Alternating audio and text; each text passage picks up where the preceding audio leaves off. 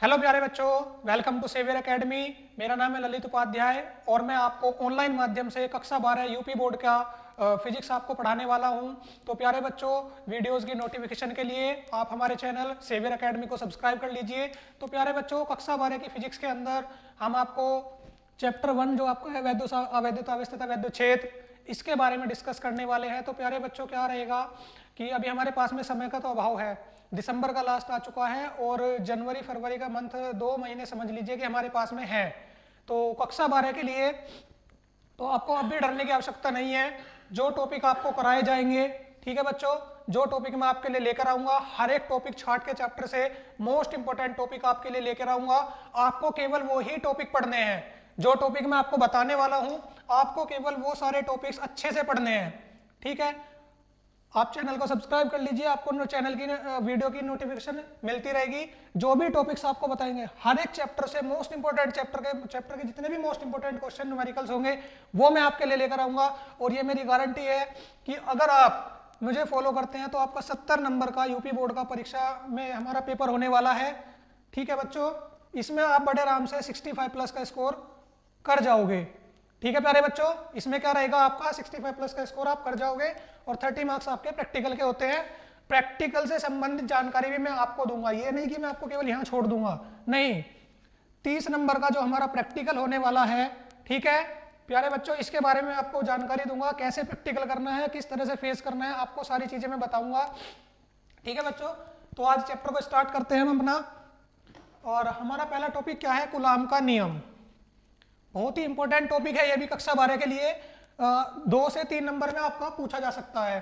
ठीक है बच्चों, इसको स्टार्ट करने से पहले बात कर लेते हैं दो बलों की। बल के बारे में आपने कक्षा 9 में, कक्षा 11 में बहुत अच्छे से पढ़ा होगा। तो देखिए, हमारे दो बल होते हैं, प्रतिकर्षण बल, प्रतिकर्षण बल व आकर्षण बल। होते क्या क्या है ये मैं आपको बता देता हूं। एक बार पहले आपको ये क्लियर करा देता हूं, उसके बाद में हर एक छोटी से छोटी चीज मैं आपके साथ डिस्कस करने वाला हूं, उसके बाद में ही आगे बढ़ूंगा। ठीक है बच्चों, प्रतिकर्षण बल देखिए, आवेश, चार्ज, इसके बारे में आप पढ़ चुके होंगे, कक्षा 10 में भी आपने पढ़ा होगा। ठीक है, एक बार और मैं बता देता हूं। देखिए, चार्ज हमारा क्या होगा, यदि हमारे समान आवेश हैं, ठीक है, आवेश कैसा है हमारा, समान। सपोज कीजिए ये भी प्लस क्यू है, ये Q1 ले लीजिए और ये प्लस का Q2 है। अब देखिए, या फिर माइनस Q1 और माइनस Q2। ठीक है बच्चों, तो क्या होगा, ये देखिए हमारे आवेश कैसे हैं, समान। तो इनके बीच में जो बल लगेगा, इनके बीच में जो लगने वाला बल होगा वो कैसा होगा, प्रतिकर्षण बल।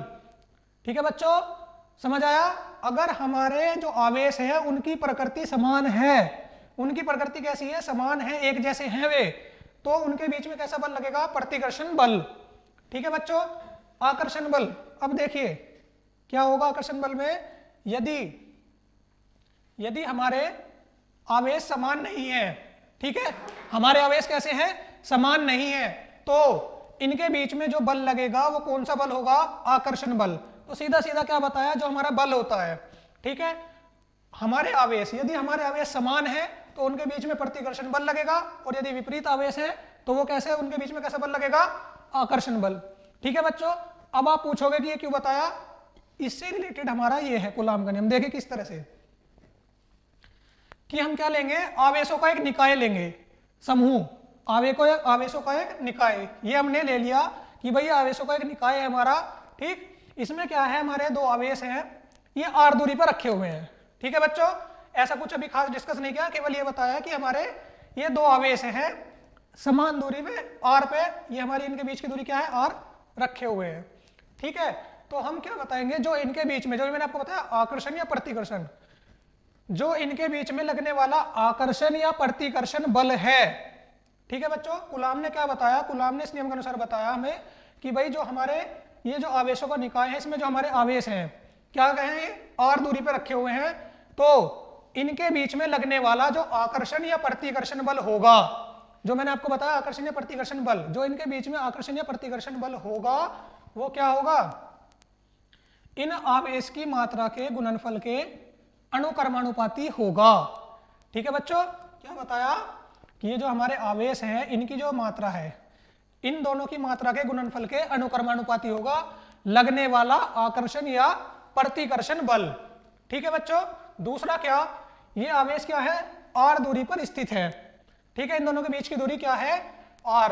तो हमारा जो लगने वाला बल होगा, आकर्षण या प्रतिकर्षण बल, ठीक है बच्चों, वो क्या होगा, इस दूरी के व्युत्क्रमानुपाती होगा। आवेशों के जो बीच की दूरी है इसके क्या होगा, व्युत्क्रमानुपाती होगा। ठीक है, इसको हम लिख लेते हैं इस तरह से, F प्रोपोर्शनल Q1 Q2 बटे R स्क्वायर। यही हमारा क्या है, कूलाम का नियम। क्या है बच्चों, ये कूलाम का नियम। देखिए इसमें हमने क्या बताया बच्चों, फिर से एक बार और समझिए कि हमारे आवेशों का एक निकाय था, इसमें हमारे दो आवेश हैं। ठीक है, ये क्या रखे हैं, r दूरी पर स्थित है। तो इनके बीच में, इन आवेशों के बीच में जो आकर्षण या प्रतिकर्षण बल लगेगा वो क्या होगा, इन दोनों आवेश की मात्रा के गुणनफल के, ये हो गया इनके बीच की गुणनफल। ठीक है, इनकी बीच की जो ये जो इनकी मात्रा थी इसका गुना किया और इसके क्या होगा, ये अनुक्रमानुपाती होगा। अब देखिए जो इनके बीच की दूरी थी, ठीक है, आवेशों के जो बीच की दूरी थी, इसके वर्ग के लगने वाला आकर्षण या प्रतिकर्षण बल क्या होगा, व्युत्क्रमानुपाती होगा।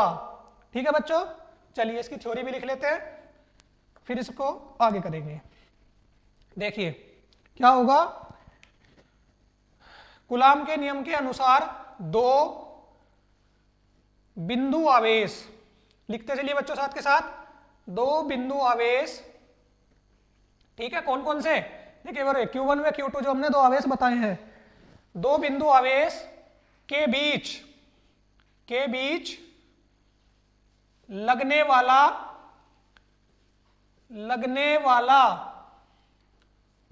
आकर्षण या प्रतिकर्षण बल, आकर्षण या प्रतिकर्षण बल जो मैंने बताया था कौन कौन से होंगे, आकर्षण बल कैसे होता है, प्रतिकर्षण बल कैसे, बिंदु आवेश के बीच लगने वाला आकर्षण या प्रतिकर्षण बल दोनों आवेश की मात्रा के गुणनफल के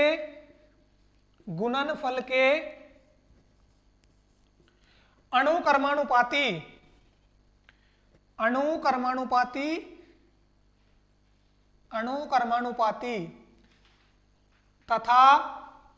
तथा दोनों आवेशों के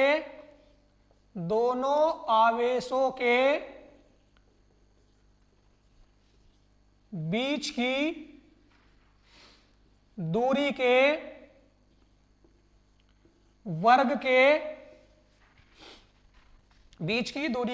के व्युत्क्रमानुपाती होता है। ठीक है बच्चों, F प्रोपोर्शनल यानी कि F अनुक्रमानुपाती और व्युत्क्रमानुपाती Q1 Q2 upon R square. बल का मात्रक क्या होता है बच्चों, न्यूटन। क्या होता है, न्यूटन। नहीं पता है तो मैंने लिख दिया, क्या होता है इसका मात्रक, न्यूटन। अब देखिए बच्चों, सपोज करो आप भूल गए तो आप क्या लिख सकते हो, दोनों आवेश का मात्रक क्या होता है, कूलाम, और दूरी है इसके लिए क्या आ जाएगा, मीटर। तो आप क्या लिख सकते हो, कूलाम स्क्वायर, दो आवेश है क्योंकि, और देखिए दूरी क्या है, मीटर स्क्वायर। ठीक है बच्चों, अच्छा नोट करिए जल्दी से ये वाली बात। हमने क्या बताया, कूलाम के नियम के अनुसार दो बिंदु आवेश के बीच लगने वाला आकर्षण या प्रतिकर्षण बल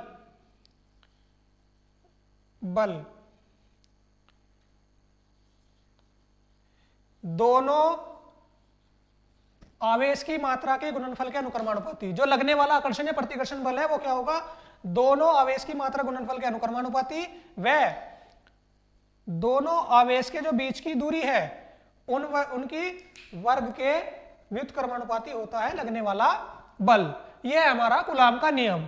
ठीक है बच्चों, अब देखिए अब क्या होगा, नोट करिए पहले जल्दी से ये,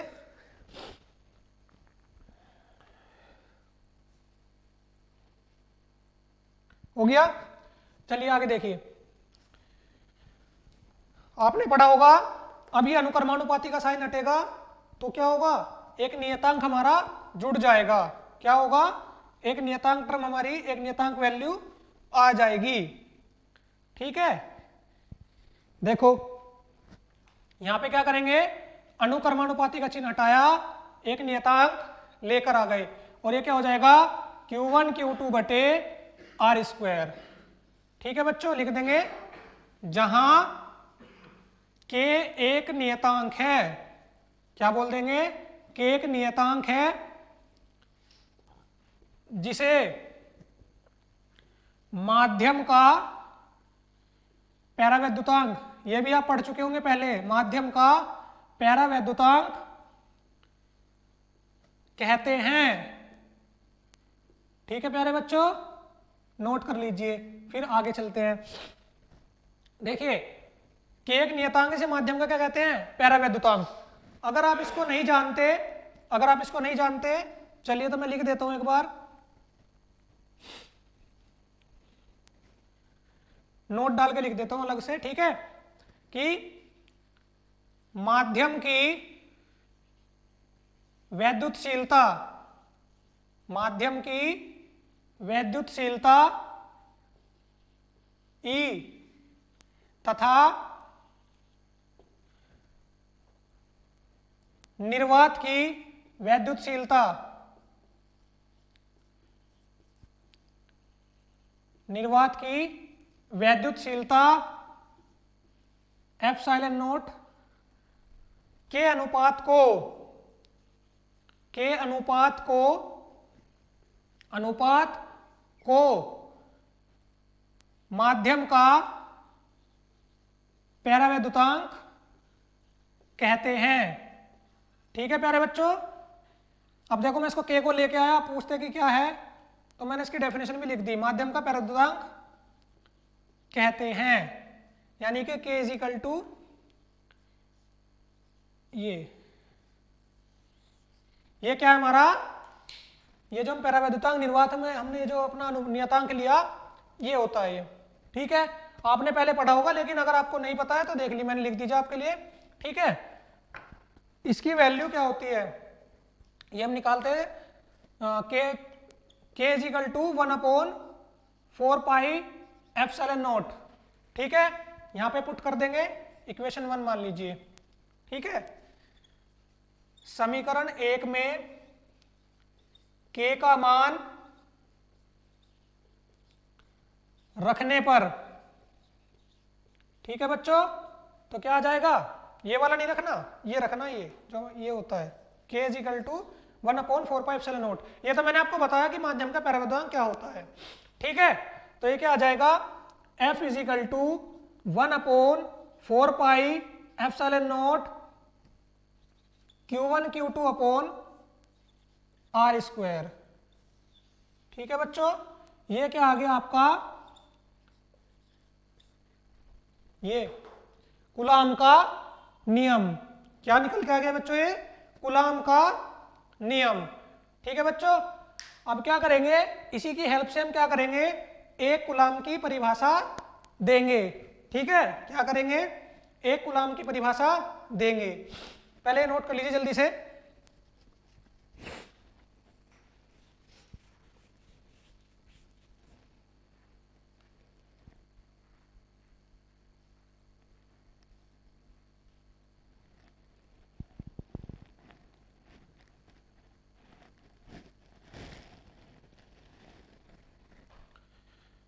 ये जो 1/4 पाई एप्सिलॉन नॉट होता है, नोट हो गया। चलो आप इसको लिख लीजिए, मैं यहां अलग लिख देता हूं, जो कि 1/4 पाई एप्सिलॉन नॉट, इसकी वैल्यू होती है 9 × 10⁹। ठीक है बच्चों, क्या होगी, ये होगी, ये नोट करिए और साथ में ये भी कर लीजिए। ठीक है,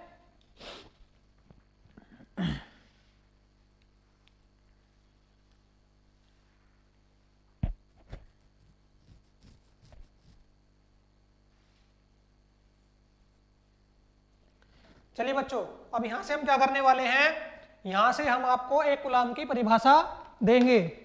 ठीक है बच्चों, देखिए कैसे।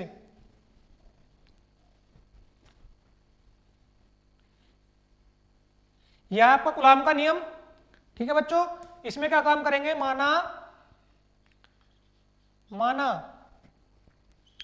Q1 Q2 is equal to 1 coulomb. क्या मान के चलेंगे, 1 कूलाम। ठीक है, और R स्क्वायर यानी कि R is equal to 1 metre. R is equal to क्या मान लिया, 1 मीटर। ठीक है बच्चों, और 1/4πε0 का मान क्या है, 9 × 10 की पावर 9। तो यहां से देखे क्या आ जाएगा, यहां पे वैल्यू रखिए, F इज इक्वल टू क्या आ जाएगा, 9 × 10 की पावर 9। ठीक,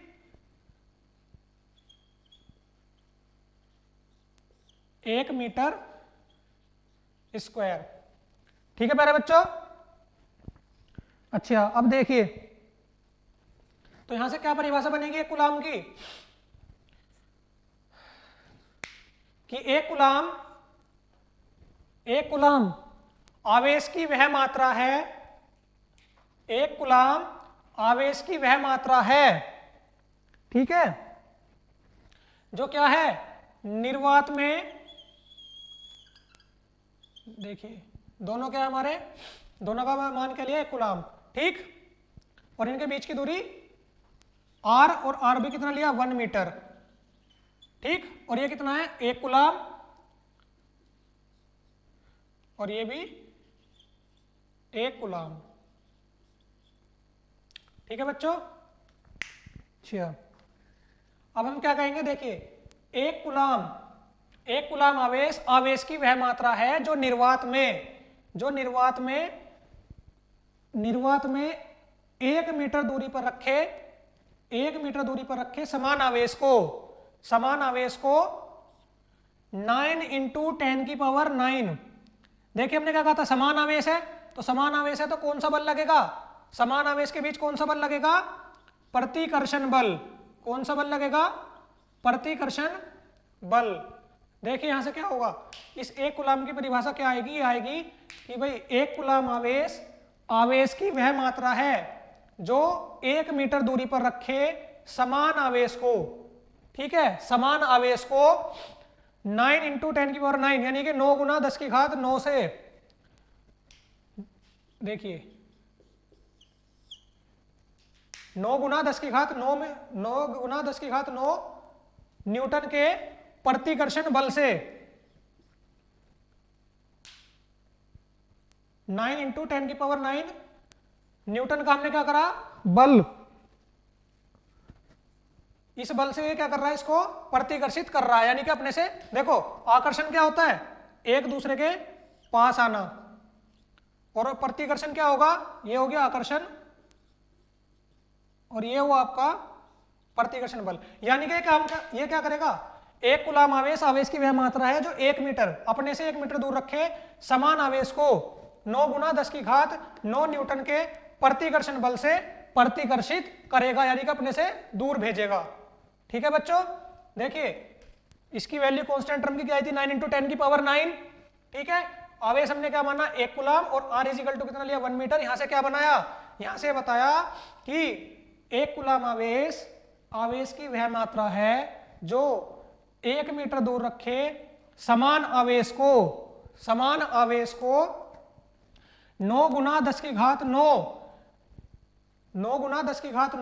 न्यूटन के प्रतिकर्षण बल से प्रतिकर्षित करता है, तो वो आवेश क्या कहलाएगा, एक कूलाम कहलाएगा। ठीक है बच्चों, देखिए मैं लिखता हूं इसकी अब परिभाषा, उससे और आपको समझ में आ जाएगा। देखो एक कूलाम की परिभाषा, एक कूलाम की परिभाषा, ठीक है बच्चों, क्या होगी, देखिए एक कूलाम आवेश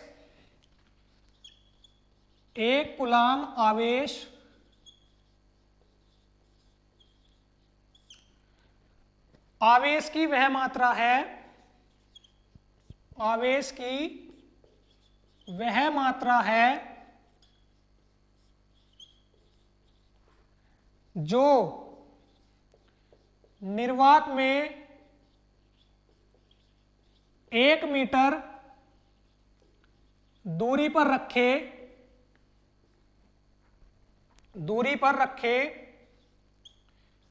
समान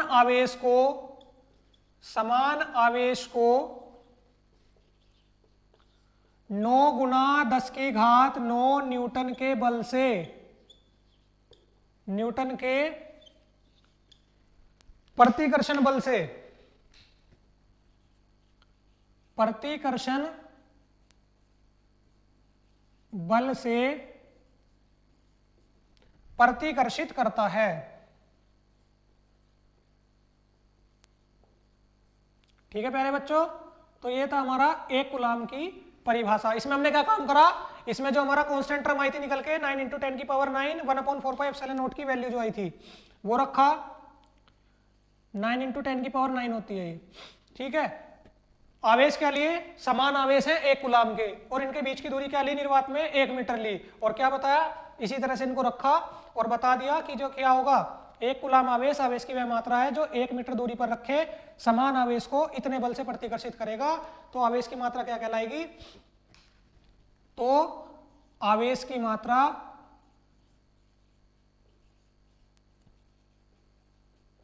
एक कूलाम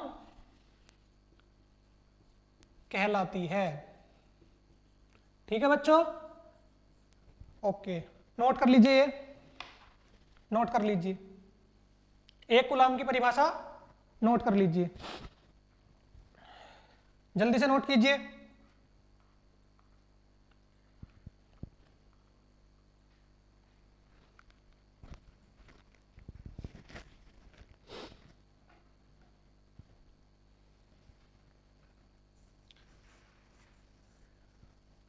हो गया बच्चों, चलिए एक छोटा सा टॉपिक और देख लेते हैं, ये भी आपका 1 नंबर में पूछा जा सकता है बोर्ड के एग्जाम में। 1 नंबर में छोटी सी परिभाषा और वो है बहुत इंपॉर्टेंट। ठीक है, वैद्युत क्षेत्र, विद्युत क्षेत्र, देखिए कक्षा 10 में आपने पढ़ लिया होगा। ठीक है, कक्षा 10 में आपने इसको पढ़ लिया होगा।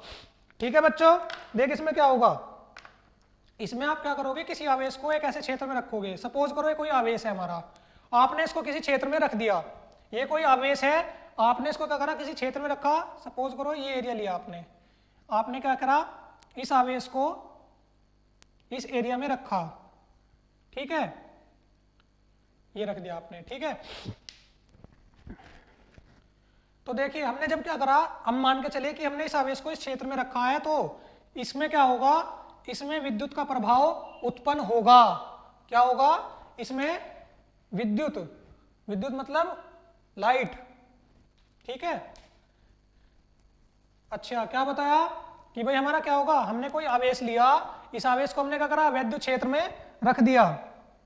ठीक है, तो ये क्या काम करेगा, ये अपने ऊपर फील करेगा, अनुभव करेगा क्या, कि जैसे इस पे क्या हो, विद्युत का प्रभाव आ रहा हो। यानी कि क्या होगा, इसमें हमारा ये हमारा जो आवेश है ये आवेशित हो जाएगा।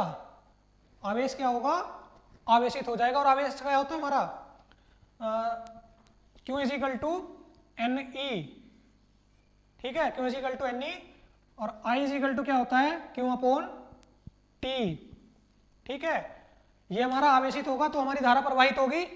ठीक है बच्चों, तो हमने क्या बताया कि किसी आवेश के चारों ओर का वह क्षेत्र, किसी आवेश के चारों ओर का वह क्षेत्र जिसमें रखने पर क्या होगा, ये अपने ऊपर विद्युत का प्रभाव अनुभव करेगा। ठीक है, क्या बताया कि ये जो हमारा कोई आवेश है, हमने इसको उठाया, इस क्षेत्र में रख दिया, इस क्षेत्र में रखने पर क्या हुआ, ये अपने ऊपर विद्युत के प्रभाव को अनुभव करने लगा।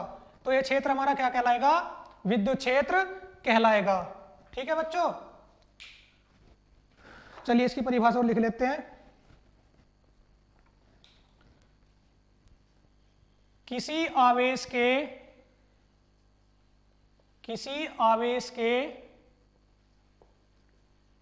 चारों ओर, देखिए किसी आवेश के चारों ओर का वह क्षेत्र, ठीक है, किसी आवेश के चारों ओर का वह क्षेत्र जिससे ये क्या काम करेगा, इसमें हमने क्या करा, इसको इसके ऊपर रखा, ये क्या काम करेगा, विद्युत के प्रभाव को अनुभव करने लगेगा। ठीक है, जिससे ये आवेश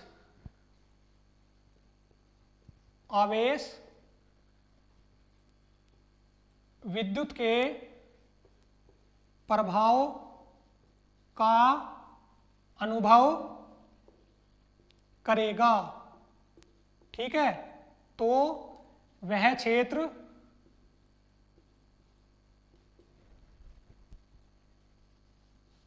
विद्युत क्षेत्र कहलाता है, विद्युत क्षेत्र कहलाता है।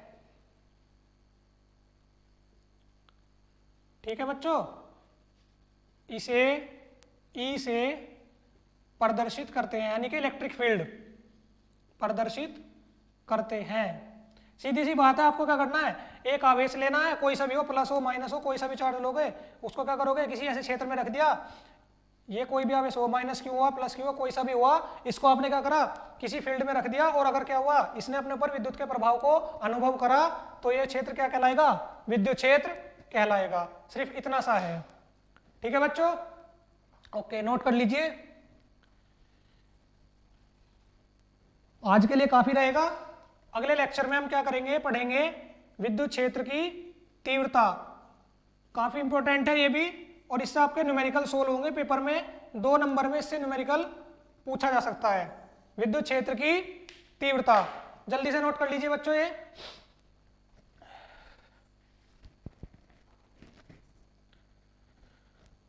तो बच्चों आज हमने क्या किया, आज हमने यूपी बोर्ड की फिजिक्स भौतिक विज्ञान का पहला चैप्टर वैद्युत आवेश तथा वैद्युत क्षेत्र को शुरू किया। समय का हमारे पास में बहुत ही कम समय हुआ है, और चैप्टर के अंदर काफी सारे न्यूमेरिकल भी हैं, एग्जाम्पल भी हैं, और साथ ही साथ हमारे थ्योरी भी है और डेरिवेशन भी है। हम सभी को कंप्लीट करना है, जो कि बचे हुए समय के अंदर पॉसिबल नहीं है। तो हम क्या करेंगे, हम अपने चैप्टर के अंदर जो सबसे महत्वपूर्ण पर्सन है, हमारे चैप्टरों के जो सबसे महत्वपूर्ण पर्सन रहेंगे, उन सभी को हम आपके सामने डिस्कस करेंगे, थ्योरी को डिस्कस करेंगे जो मोस्ट इंपोर्टेंट होंगी, और जो न्यूमेरिकल हमारे मोस्ट इंपोर्टेंट होंगे। ठीक है बच्चों, आप भी क्या करोगे, आप अपने आप खुद से भी मेहनत करोगे, क्योंकि देखिए इतना समय आपने अगर व्यर्थ किया है, तो अब थोड़ी सी मेहनत करने का भी समय आ गया है।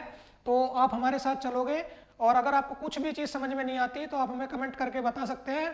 ठीक है प्यारे बच्चों, तो अगला जो हमारा लेक्चर होगा उसमें हम पढ़ेंगे वैद्युत क्षेत्र की तीव्रता।